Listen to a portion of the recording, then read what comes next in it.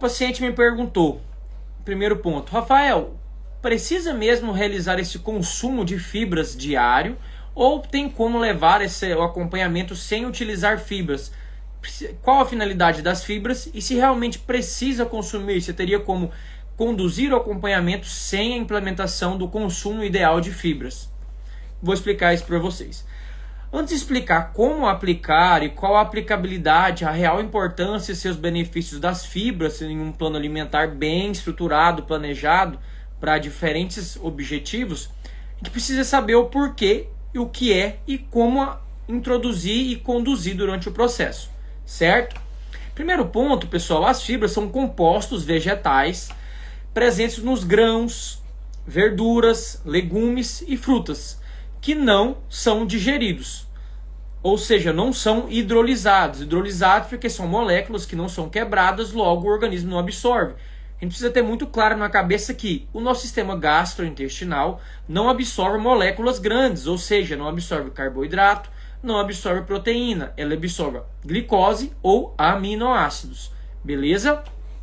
Então, como elas não são digeridas pelo nosso organismo, pela falta de enzimas digestivas, sendo assim, acabam passando quase que intacto pelo nosso sistema gastrointestinal, terminando de ser eliminadas pelas fezes.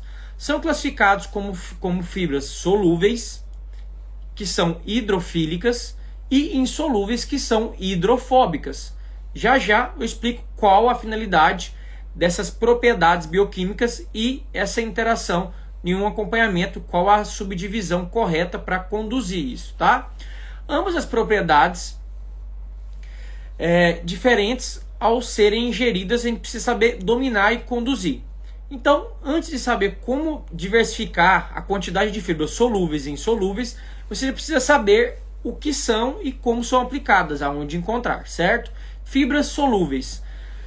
Elas vão formar um gel viscoso retardando o esvaziamento gástrico, assim gerando saciedade, muito importante em um planejamento de déficit calórico, inclusive no emagrecimento e um tratamento de obesidade. Então, entendeu aí o começo da grande importância de selecionar de forma sábia os seus ingredientes, os itens do seu plano alimentar, assim gerando essa saciedade, porque retarda essa absorção como da glicose e colesterol, podendo auxiliar aí na intervenção de forma positiva em patologias como a diabetes, que tem uma disfunção desse metabolismo glicídico, da mesma forma em obesidade, que tem uma disfunção do metabolismo lipídico, desse lipidograma, certo? Logo se torna neuroprotetor, evitando esse excesso de glicose circulante constante na nossa corrente sanguínea, e cardioprotetor pelo mesmo motivo, quando utilizado da hora certa e da quantidade certa,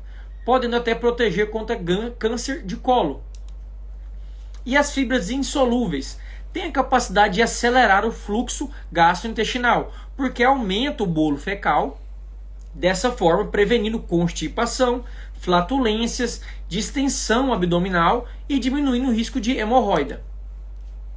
Beleza, Rafael, eu já entendi o que é uma fibra hidrossolúvel e uma fibra que não é solúvel, certo? Quais são os benefícios das fibras?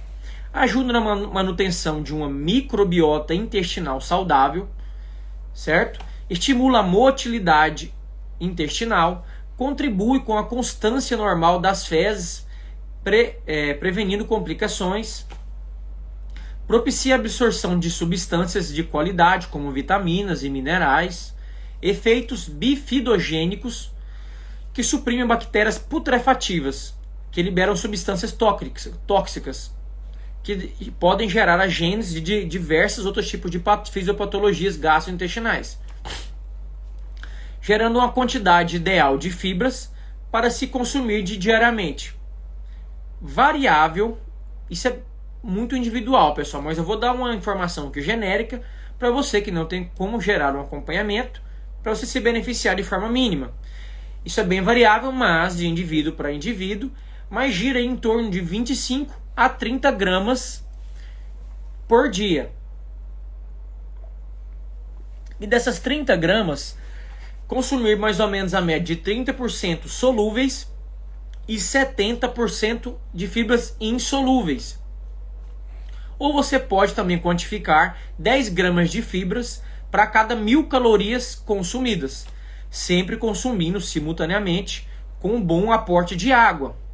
Mas aí eu vou falar a média de água também, que é muito individual, mas eu vou passar um valor genérico para tentar auxiliar o máximo possível.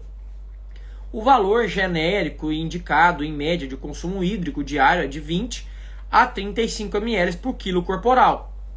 De novo, pessoal, alerta, lembrando, essas são quantidades são muito variáveis, dependendo de quantidade de massa muscular, idade, proporção de transpiração, dentre outras variáveis que a gente tem que levar em consideração.